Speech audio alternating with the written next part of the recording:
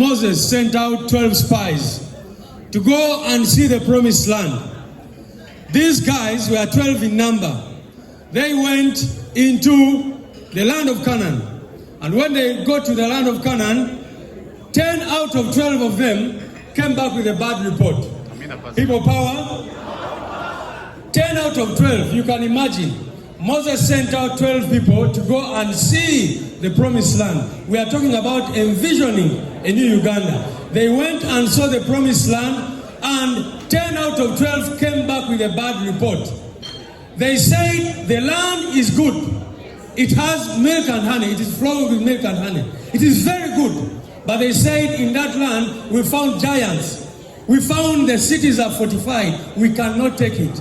That was the report of the 10 guys. Amina, Pastor. They even say that we looked like grasshoppers before those people. I'm here to encourage somebody. The guys who we are fighting against may look too strong for us. The guys we are fighting against have tankers and mambas. They have billions of money. They have everything. But God is on our side. Because God is always on the side of the oppressed. So I want to encourage us. If you go back to that story, there were two men who had a different report. And that was a man called Joshua and another one called Caleb. While everybody said we cannot take the promised land because of the giants in there, these two men said we can take this land because God is on our side. Amen. So that's what I want to encourage us about. I know that there are many challenges. Many times, those of us who are back in Uganda, you wake up and look at the situation and say, where are we going? But what keeps us moving? Lubian was here talking about those who have been killed. You can imagine, people are abducted. Somebody gets abducted today. Once they're released, they are on the street again. What causes that? Faith, belief. The faith in the invisible. So my message is simple, to encourage all of us to have faith, to believe. Let us not be like the 10 spies who came and said you cannot do it. Let us be like Joshua and Caleb who said we can take the promised land. The guys we are fighting against were not as sophisticated as we are. They did not have the internet. They were not even as intelligent and as wise as we are. They did not have the new lawyer in town. You know, they did not. And yet, they were able to go and fight. How about us, who have even a bigger cause to fight? They did not have even 10% a cause to fight as we do. Because the conditions of our people have gotten worse and worse and worse. So I want to encourage us to believe that we shall make it and we shall get there.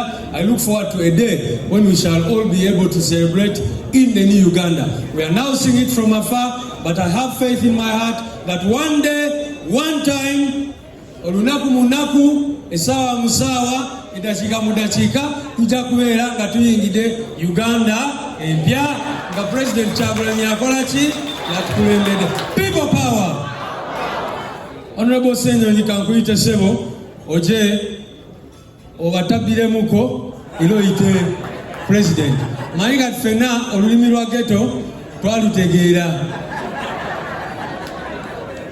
Edda ghetto bakisolera naye kati olaba ne Lop agoma. That's what guys say. All right.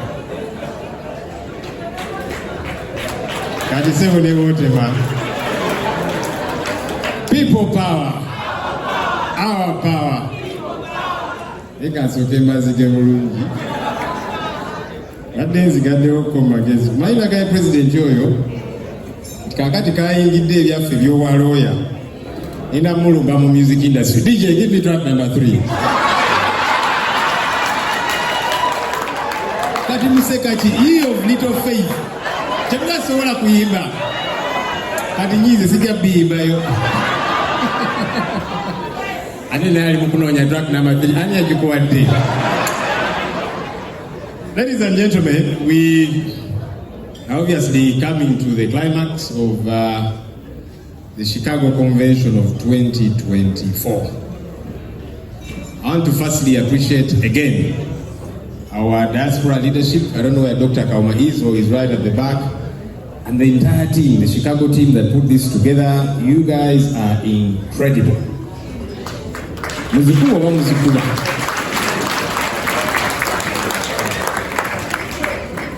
One thing I discover about struggles like the ones we're involved in, every one of us has got a part to play. And it's important that we all find a piece of that puzzle and we become that piece of that puzzle and we play our part. Just like in church, I am a church boy. You see, in a church there is a pastor who will normally be at the pulpit and preach.